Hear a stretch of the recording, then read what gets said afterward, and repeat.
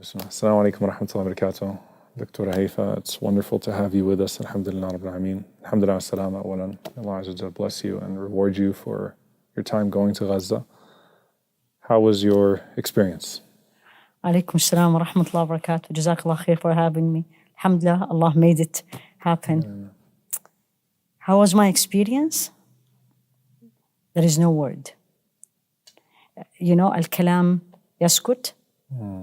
The words, the speech becomes hollow and has no meaning. This is how it is. I have to say I'm extremely grateful to Allah subhanahu wa ta'ala. He gave me this opportunity. But whatever I say, it will not give it justice. Subhanallah. Lessons and lessons you learn from these people. I honestly don't know how they have been doing this. For 6 months now, we're getting to the 7th month. The whole 8 days we were there, the only word of complaint, if you want to even call it complaint, I heard, was one of the nurses looked at me and says, Doctora, ta'abna. We're tired. Subhanallah, subhanallah. You obviously were watching it, subhanAllah, for the months leading up to it. We even did a talk together about how we could observe, such resilience from afar.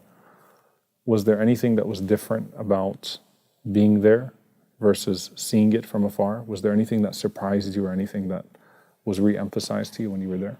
Absolutely. The magnitude of it. With the hospital we were there, it's 2 buildings. One is the main hospital, ER and everything, and the other one was the maternity building. Once the war started, the maternity building became the trauma center. But that's not it. The hospital, more than 50% of the people in the hospital are not patients. They're actually, they call them displaced, muhajireen. As you enter on the left side, there is a mattress and there is a woman. So I saw her day 1, day 2, day 3, So I had to talk to her and she said, I've been here for 3 months. Me and my daughter, 1 mattress. What do you eat? Whatever they give us. Whatever Rabbi jib, whatever Allah brings. Where is the bathroom? With the patient in here. And here is every corner. To walk in that building, you have to say, excuse me, salam alaikum, because either there's injured, there's family, there is stretchers to get up. And this woman, where is your family? She said, half gone, and a couple of them are still in the north. These people all came from the north, from Gaza city. Says, my husband and son are still in the north. My daughter with me, the rest I don't know. And you know what I don't know mean? Yeah. May Allah forgive me for this, but just to make it clearer for everybody. You know when they want you to taste something, they say, this is appetizer?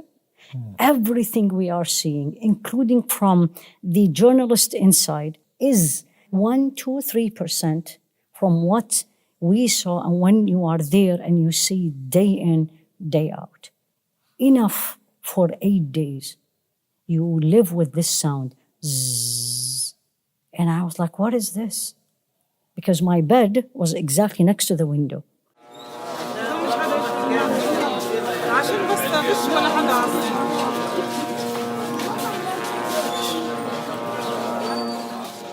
And they say it's so casual.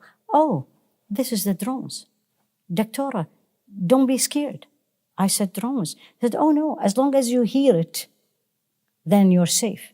It's when it's quiet, you need to be careful. And if you hear the sound of bombing, you need to smile. Listen to this. Subhanallah. If it is coming to you, you will feel nothing.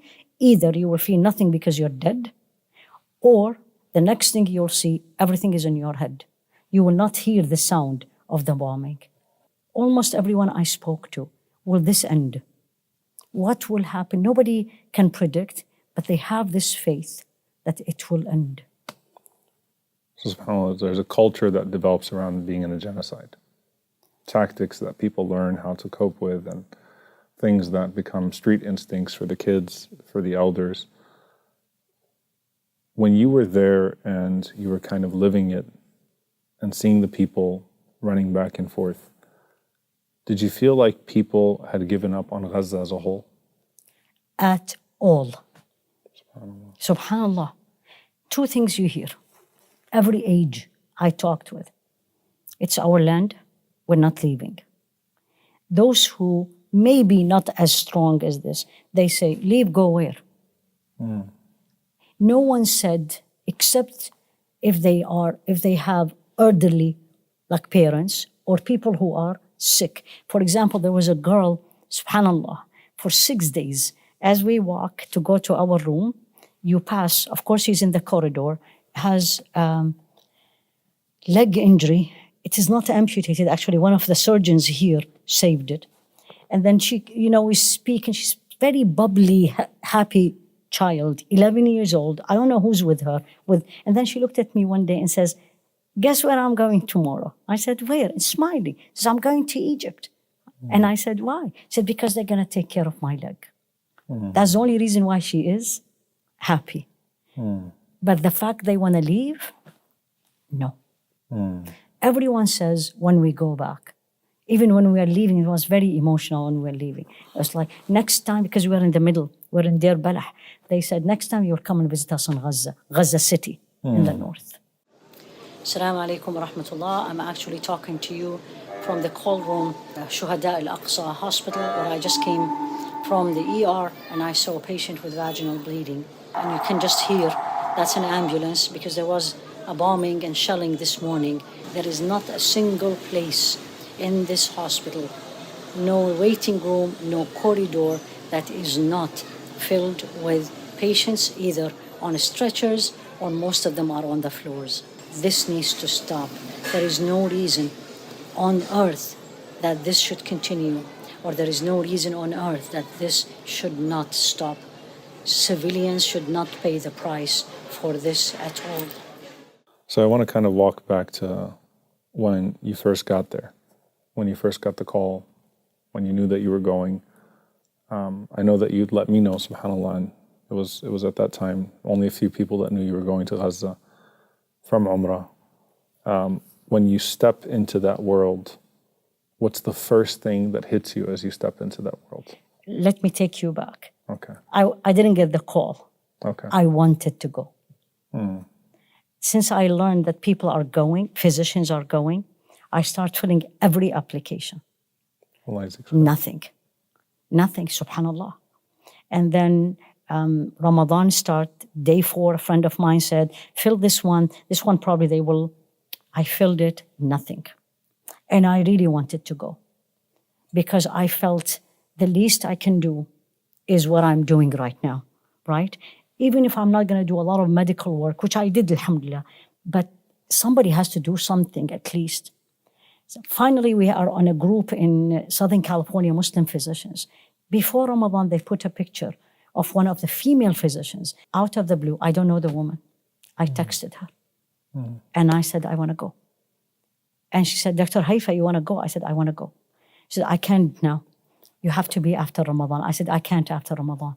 I have work and everything. It has to be in the last 10 days of Ramadan. That's my day off. These are my days off. Normally, I have nothing in the last 10 days, subhanAllah. And she said, let me see. Till 2 days before we're going, we didn't know we are going. They prepped us that you may be in Egypt and they will not let you go. Allah made it happen. Still, when you're in the car, and it's 16 hours car ride, it is only 5 hours, it's 450 kilos, but there's a lot of. So you reach to Rafah, is 2 sides. So this is the Egyptian side, a gate, and the Palestinian side. You leave the Rafah, the Egyptian, you get to the Palestinian, you don't see Gaza yet, because you go right away to the immigration. They kept you there till everything, the usual. The moment you come out, what do you see? Number one, you don't see any of the destructions, any of the things you have seen. And on the left side, you see, and I have a picture of it actually, a big sign in red says Gaza. Beautiful. I looked at it and I was like, am I here? Is it real? SubhanAllah. And then we were there for about 2 or 3 hours. It's almost Maghrib time, and I hear someone is reading Quran. الله لا إله إلا هو الحي القيوم لا تأخذه سنة ولا نوم له ما في السماوات وما في الأرض من ذا الذي يشفع عنده إلا بإذنه يعلم ما بين أيديهم وما خلفهم ولا يحيطون بشيء من علمه إلا بما شاء وسع كرسيه السماوات والأرض ولا يؤوده حفظهما وهو العلي العظيم. What a voice. Just waiting for the adhan. And actually, walillah alhamd, we had Maghrib at the border. Under this sign, we had dates and water. Subhanallah. There is no words. It's joy. It's happiness. It's you don't believe what you're there. Scared. You don't know what is going to happen. But overall, grateful. I kept saying, Ya Allah, I don't deserve it. But you are generous. Alhamdulillah. How do you explain that to someone who doesn't understand? Why would you go put yourself in a war zone where the airstrikes are frequent, where the Israeli government has shown no regard for any humanitarian law, international law? I mean, people of all sorts are getting killed. How do you explain that to someone that's not Muslim? A colleague comes up to you or says, why is it that you would put yourself in that situation and then find joy in it? My colleague, she texted me and says, Happy Ramadan and Happy Eid. And I said, I'm in Gaza. She didn't say anything. 2 days later, she texted me and says, are you okay? Yeah. So when I came back, and she said, I was doing rounds, there was another Palestinian physician, and I was telling him she's there. He said, is she okay? Is she alive? She asked me, I tell you what, I think we as a human, we really need to think of our humanity. Muslims, but I'm talking about in general. What is a human being if you don't feel the others? If you don't feel if you can do something, you can do it for the others. Otherwise, we're going to be what? So what can we do? This is, and again, I said this actually at the border after we passed. I looked at my colleagues and I said, I always felt being a physician is a profession gives you a lot. Yes, it's a humanity, you help people, but reality gives you a lot. This is the only time where I'm so grateful. I felt it at the border. I'm so grateful to Allah. I am a physician, because without being physician, this is probably will be very difficult. Right. And number two, exactly. Why do you want to do that? That's when you say, being a physician is a humanitarian. You help people. And absolutely, that's what they told us, all of us. Even, I didn't deliver a lot. I delivered only 2 people because the drive from the hospital to the other hospital was not very safe. So they kept telling me, not today, maybe tomorrow, maybe tomorrow. But everyone looked at me especially, or everybody actually. They said, the fact you are here, tell us that you care. I never thought that I am doing something big or I'm risking my life. I just felt I have to do it. Each one of us who can, they should do it. And you know what? قُلْ إِنَّ الْمَوْتَ الَّذِي تَفِرُّونَ مِنْهُ فَإِنَّهُ مُلَاقِيكُمْ. Allah said the death that you are running away from, it is going to meet you, right? وَلَوْ كُنْتُمْ فِي بُرُوجٍ مُشَيَّدَةٍ. Even if you were in a really big fortress, death will come. So running, not going because I am going to die, well, any minute we can die. It's going to be tough. It was the toughest thing I've seen in my life. But we need it as a human to change, to feel, to grow, to mature. You have to see this. Honestly, I wish every teenager living in this country, again, this is a wish. I wish I can take them just to go and see. So you see what the reality of life is outside the bubble we are all living in, the bubble of comfort, the bubble of abundance, the bubble of, may Allah forgive me, ungratefulness. You go there and you learn from them. يلا يا مسك، ايش اسمك؟ مسك الختام. مسك الختام، كم عمرها مسك الختام؟ 9 سنين. وين انت الان يا مسك؟ مستشفى شهداء الأقصى. وين كنت ساكنه قبلها؟ بالزواج. والان وين انت الان؟ بالعيادة الخارجية. مع مين الان انت؟ مع عائلتي. ما شاء الله، شو تسوي خلال اليوم؟ ما في مدرسه؟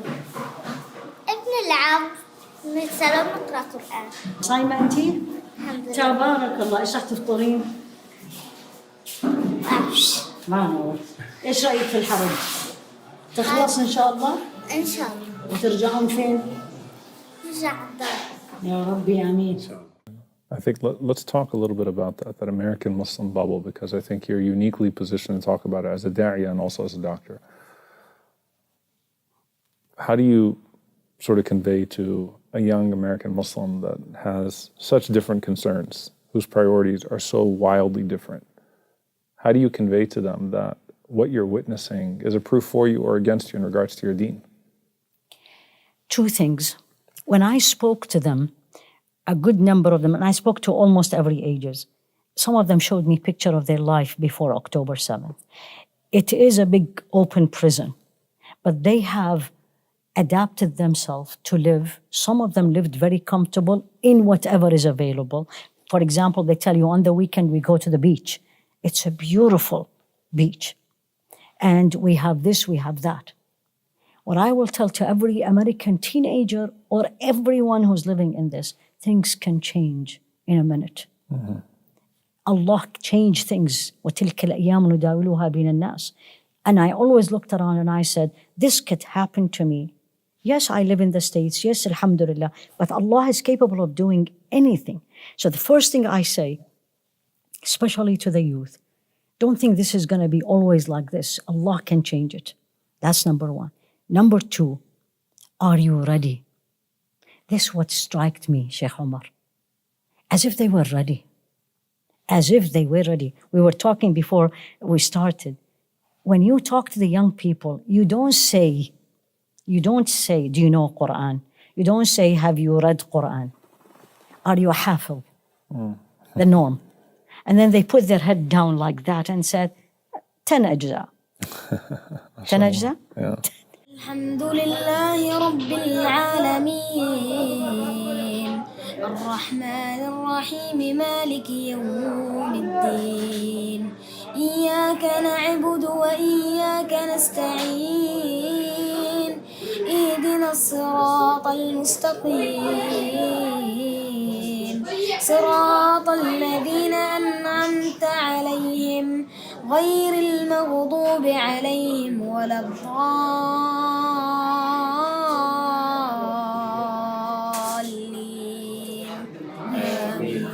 آمين. This is, and you're talking about 15 or 14 or 13. Yeah. I met the Imam, subhanallah, who led us for Taraweeh and Tahajjud, Abdullah, 23-year-old. I didn't know the man. He's reading beautiful. Ya Allah. Taraweeh, we start 12:30, we finish at 3, sometimes 3:15. So the last day, as he was greeting us, I said, Abdullah, mashallah, you're a hafiz. فيها عين جارية فيها سور مرفوعة وأكواب موضوعة ونمارق مصفوفة وزرابي مبثوثة. Doctora, I'm not a hafiz. أنا من أهل الصفوة. I'm from the selected. And I said, what is that, Ya Abdullah? He said, we are the Ahl al-Safwa, are those huffaz who recite the whole Quran in one sitting. Allahu Akbar. And he said, and I said, how long this will take? And he said, normally 8 to 2. Me, about him, it took me to 4. And I said, why is that, Ya Abdullah? It's because I had some mistakes and they wanted me to review before. Allahu Akbar. So this is how I felt. Nobody is ready for what I saw. But Allah subhanahu wa ta'ala literally لا يكلف الله نفسا إلا وسعها. You know the real meaning of it? If Allah tests you of something, that means you can do it. I felt the people of Gaza, Allah have prepared them for this test.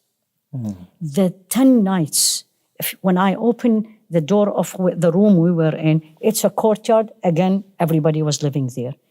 Everyone was reading Quran or praying. Fajr, because we couldn't go to masjid, so we're praying in our rooms. Fajr, in that small place, all these are displaced people, young and old. They were all doing Fajr in Jama'ah. Nobody was sleeping. In Jama'ah, to the point we opened a little bit the door so we can join them. Everybody was reading Quran. That's what the youth needs to know here, that there is way more than, please forgive me, ice cream or iPhone, which college I'm going to go to. There is more in this life that we really need to be ready. Enjoy the blessings of Allah.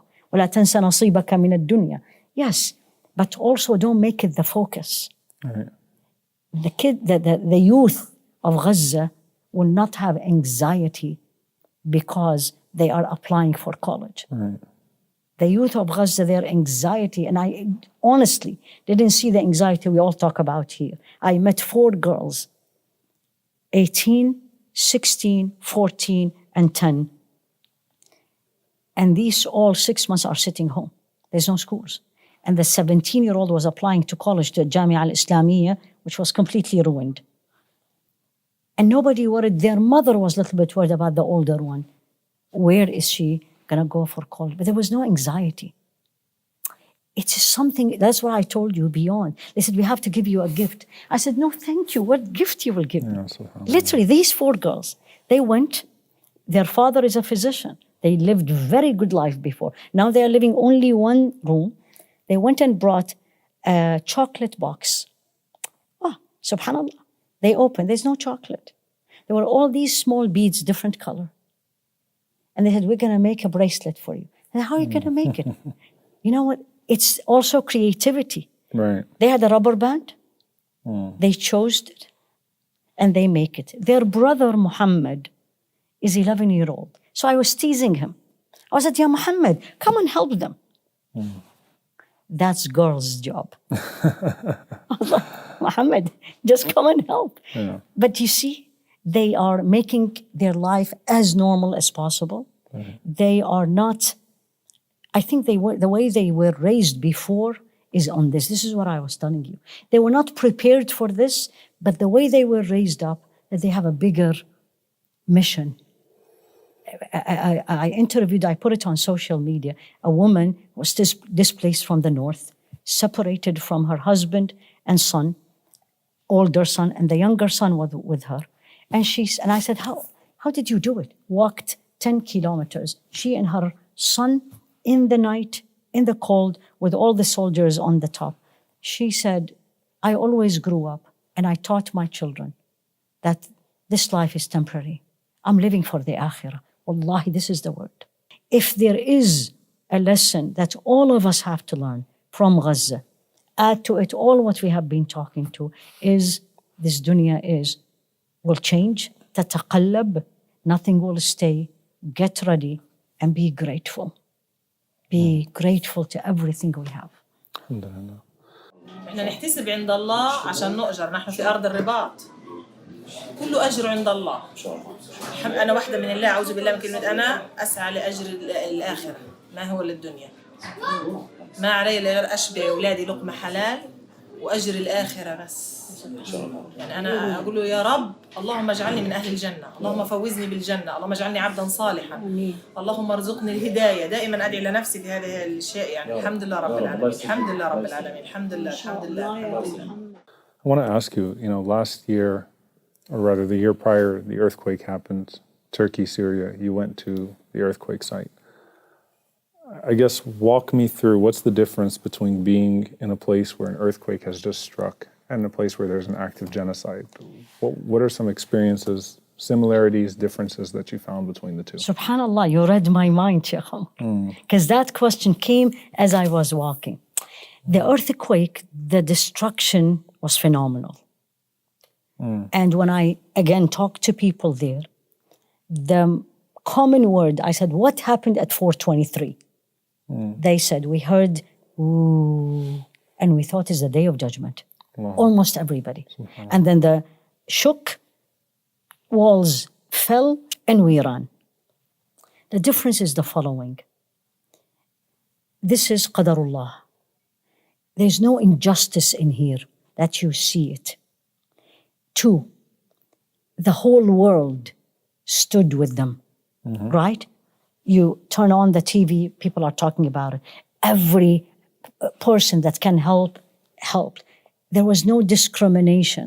No, in Turkey was qadarullah, destruction. They were living in tents. I saw it, but they were better than what I saw. Plus, they had hope. They knew within a year or 2 max, they will build it, they bring them back. Here, you're talking about a systemic plan to move people, to kill people, and to move them out, and you're not going to go back. You tell me, why do you destroy all schools? I just got this morning from somebody from Gaza. The ministry there released numbers. Why do you destroy hospitals? Why do you destroy schools? And probably when you will meet with the other physicians, they will tell you, especially the surgeons, you know what they target? If they don't want to kill you or kill me, they target your limbs. Why? I didn't see this in Turkey. I saw misery, but that's qadarullah. And everybody said, qadarullah ma sha'a fa'al. But this is, and it was one day. This is not 6 months and non-ending. And everybody was saying, move to the north. Even that lady I was telling you about, who said, we live for the akhirah. She said, I said to the soldier, I said, really, you said this? Said, yeah. Said, you told us we are civilians. You told us move. We moved. She said, 3 places in the north I moved. And every time I move, they come after us. The way it is very different, and the future of it is very different. SubhanAllah. I want you to, if you don't mind, dig as deep as you can, and the one story that you think will live with you forever. If there's one person that you saw, like just one person who was like, this is the one that I will never forget this person. Is Mahmoud. What is the story of Mahmoud? Mahmoud, his family lives about 5-10 minutes from the hospital. Now, the people in Gaza lives usually in buildings, and this building is usually for a family. So you have one floor, let's say the parents, then if the daughter is married, or the son, or the uncle, so it's usually family. He said, I came to work, and he's volunteering, and then they start bringing people. It was my house, which was completely bombed. No one survived. Father is in his 40s, mother 37, 18-year-old. He's 18, 16, I think was 10 and 4. And I said, and what are you doing right now? He said, I've been living in this hospital since that time, about 3 months now. He said, they gave us a mattress. What are you eating? He said, whatever they give us in the hospital. What about bathroom and shower with the patients? And the same clothes for 8 days. أحد الآن يسمعك في أمريكا إيش تقول لهم؟ إيش تقول؟ ياخذونا من غزة، يطلعونا. يطلعوك. ما ضلش لي حدا أنا مرة. أبداً. ولا حدا. وش تشوف نفسك بعد 5 أو 10 سنين؟ مش عارف أنا. في أمل في الحياة ولا ما في؟ في بس في غزة ما ضلش لي أنا، لأنه ما ضلش لي حدا. وكيف عايش يومياً؟ ما بين الله ايش اسوي؟ اتحمل. من تقعد الصبح شو تقول؟ بقول الحمد لله على اني ظليت عايش. سبحان الله. ليه تقول الحمد لله؟ طيب ايش اسوي؟ كل عيلتي راحت، ما ضلش غير انا. فتقول الحمد لله انا عايش؟ الحمد لله على كل شيء.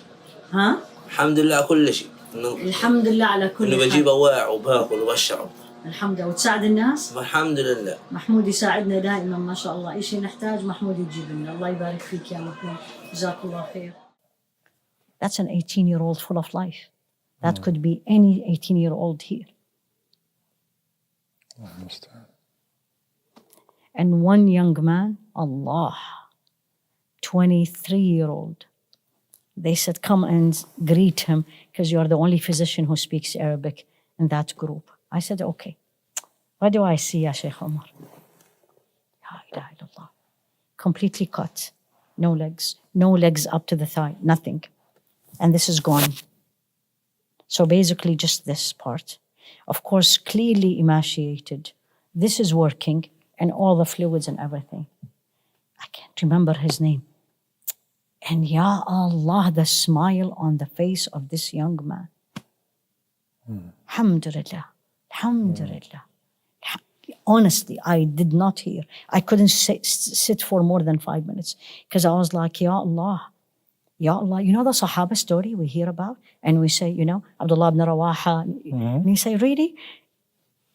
These are these people. He's smiling, his wife next to him. Alhamdulillah, alhamdulillah, alive. Alhamdulillah, ya Doctora, alhamdulillah. The scene that will stay with me is the scene of the hospital. It is not a hospital, it's not a market. It's chaos. To move in between, you have to say, Salam alaikum, excuse me, Salam alaikum, excuse me, and people will move away. In every corner of that hospital. Allah musta'an. May Allah subhanahu wa ta'ala grant them victory and help and patience and allow us to be there with them. Allahumma ameen.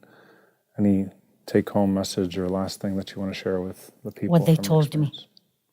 Because I asked them, what do you want from us?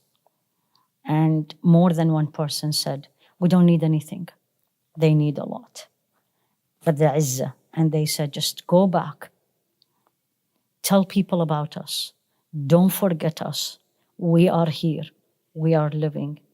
And when you come to visit us, that had a lot of impact on us.